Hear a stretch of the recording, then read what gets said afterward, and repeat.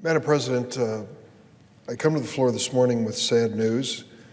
Illinois has lost its first resident to the coronavirus pandemic, which is threatening our country and the world. Her name was Patricia Friesen, 61 years old, a retired nurse. She was an exceptional person, and her brother said she cared for everyone but herself. She lived taking care of people, and she loved it. She started having breathing difficulties last week and was hospitalized at one of our better hospitals in the city of Chicago and succumbed yesterday to the coronavirus and its complications. She had had a history of respiratory illness, but she was taking care of herself and staying home as she was told to do. The family remembers the last time she left the house was 2 weeks ago to attend the funeral of a friend. She did entertain visitors at her home from time to time. Her two sisters have asked for tests themselves because they were in contact with her, and I'm sorry to report they've been unable to obtain those tests, at least as of late last night. I've spoken to the governor of Illinois almost every day, and we are having, through the state laboratories, about 350 tests each day. This state of almost 13 million people.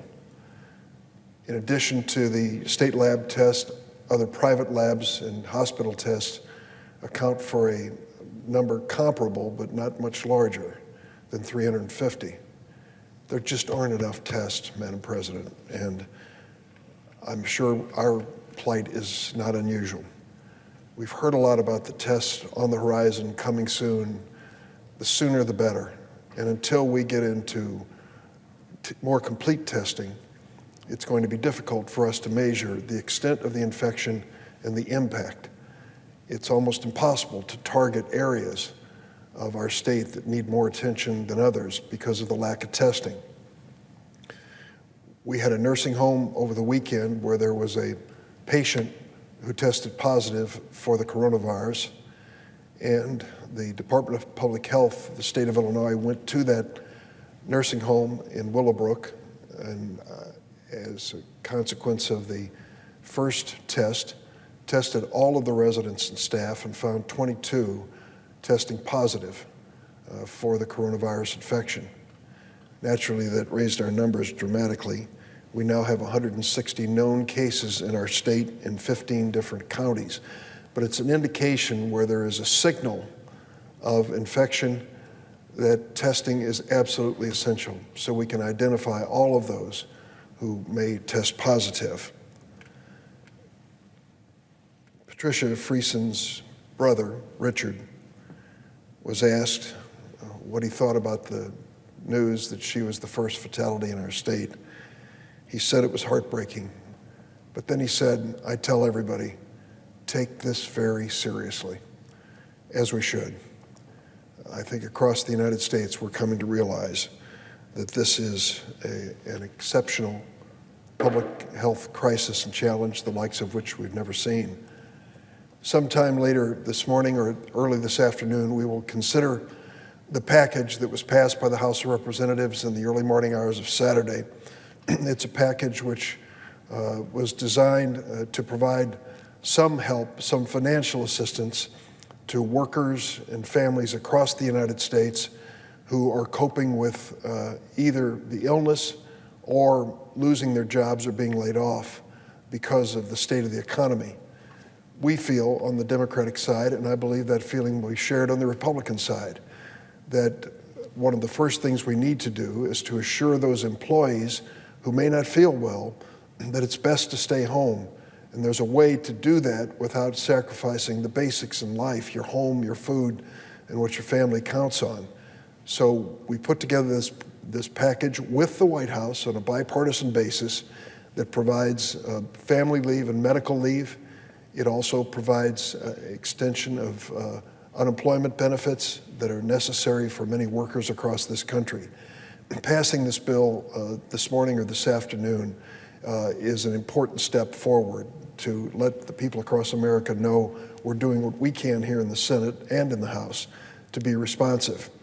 Senator McConnell came to the floor this morning and announced the next bill, Coronavirus 3, if you wish, which is a much larger undertaking, and it will embark on trying to get the economy on its feet enough to sustain what we are facing with layoffs and business closures. It is a daunting task. The amount of money involved is anywhere from $700 billion to $1 trillion. I've heard these estimates from time to time, and that is a massive amount of money by any measure, but when measured against the economy of the United States may not be adequate to the challenge. Some have suggested cash payments to individual Americans. I have no aversion to that idea, but I hope it is substantial, and I hope it isn't a one-time helping hand that isn't followed up.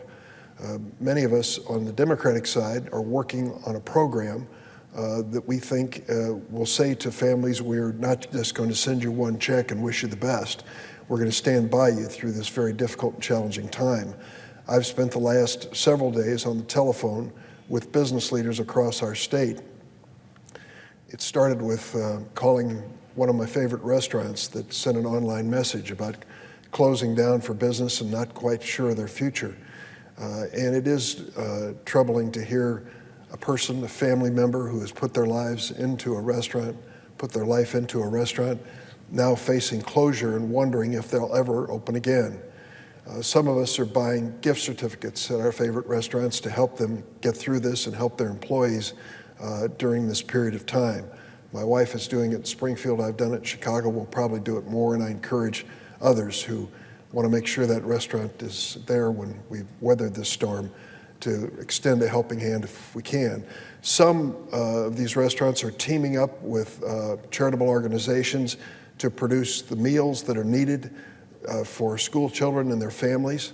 It's a little different assignment, but these restaurants are the best in their profession, and it's great to see them cooperating and working together.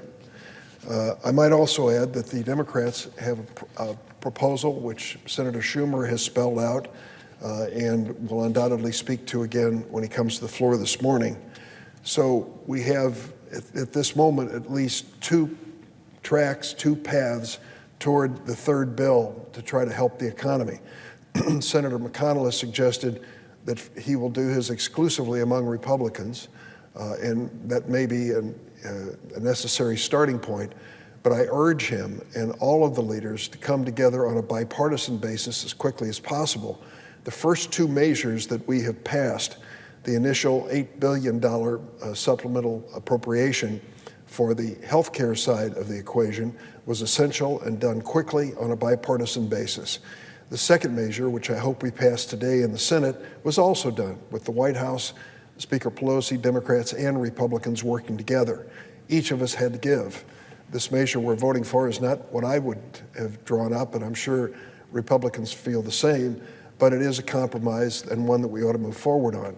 The third measure we're considering should be nothing less. It ought to be bipartisan from the start. Senator Schumer, at a press conference yesterday, suggested that the four leaders of the House and Senate, Democrats and Republicans, meet with the White House and sit down at the table now to get started on putting together this measure, rather than to retire to our sidelines and each work individually or separately. The sooner we come together, the better. One of the provisions that Senator Schumer insists on, and I would add my voice in chorus, is that we be sensitive to the reality of the healthcare facilities across America and what they're likely to face in the weeks to come. Hospitals and frontline responders are telling us that they're worried that they lack the equipment and resources that we need. Some experts predict that as many as 1.9 million intensive care unit admissions from this outbreak will take place over the next several months, swamping existing facilities. There are only 100,000 ICU beds across the entire United States, and accommodating 1.9 million, we know, will just overwhelm the system. There's also a major dearth of necessary masks, respirators, ventilators, gowns, goggles, all of the things that are essential to protect healthcare workers and to save the lives of those who are facing this illness. What a frustration it is in my state, the state of Illinois, that I still get reports from virtually every level that the so-called national stockpile has not opened up its doors for my state when it comes to basic needs. I mentioned earlier about a nursing home with 22 positive infections in my state. The head of the Illinois Department of Public Health who alerted me to this told me that they were going to, in a very short period of time, use up the protective equipment and masks and gloves, for example, that they had available. They didn't know where to turn for more. Let's get this together. I believe there is a national stockpile, and I believe it should be open for the states that need it immediately, and our state is one of those. These ventilators and breathing devices, the president in a press conference a couple days ago said the governors should do their best.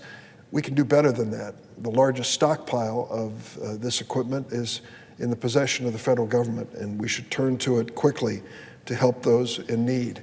I'm very concerned as well, and I'll close. I see my other colleagues on the floor, and I know they would like to make comments as well. I will close also by saying that I think as we undertake the next piece of legislation, the $800, $900, $1 billion or $1 trillion bill, I hope the first priority is to make sure that we help our hospitals. I have a measure with Senator Lankford, Republican of Oklahoma, that will compensate hospitals in rural areas and downstate areas in Illinois. I'm fearful that they'll be the first to be overwhelmed. And I hope that those of us representing rural states will come together and join, as Senator Lankford and I have, to try to find a way to make sure they are adequately funded to get through this crisis. I might also add that we also need medical professionals in the long term, and I hope that we'll dedicate ourselves to improving the National Health Service Corps as one way of doing that and focusing that in rural areas. Finally, I have a bill with Senator Alexander, Senator Murray, and Senator Blunt to take through the National Academy of Sciences a survey of our dependence on foreign-made medicines and medical supplies and medical equipment so that we can establish, not only during this challenge and crisis, but for future challenges and crisis, whether we have adequate domestic production capacity or necessary stockpiles to protect us. We found, for example, that some 20 major drugs were manufactured exclusively in China. And as China went through the early stages of this coronavirus crisis, there was a fear that we'd be cut off from sources. So we've asked the National Academy of Science to give us a survey as quickly as possible. I'll close by saying that it is interesting as I follow the emails of my friends and family and hear from my colleagues that as we are separated with this social distance, which we are trying to respect across the United States, as we are separated, it is interesting how much we are drawn together. Our families' emails and phone calls have been more numerous than ever as we think about one another more and reach out as we hear that there's a need within our family. There is more conversation and candor than I can ever recall in our family conversations. Perhaps adversity is creating community. Perhaps this situation, this concern that we have is leading to more empathy. We're going to get through this. America always does. There'll be some painful moments, some very difficult ones. And I think those who have sent us to do this job in Washington expect us to put our party labels at the door, find solutions to the challenges we face, help our nation through this crisis, and come out strong on the other side.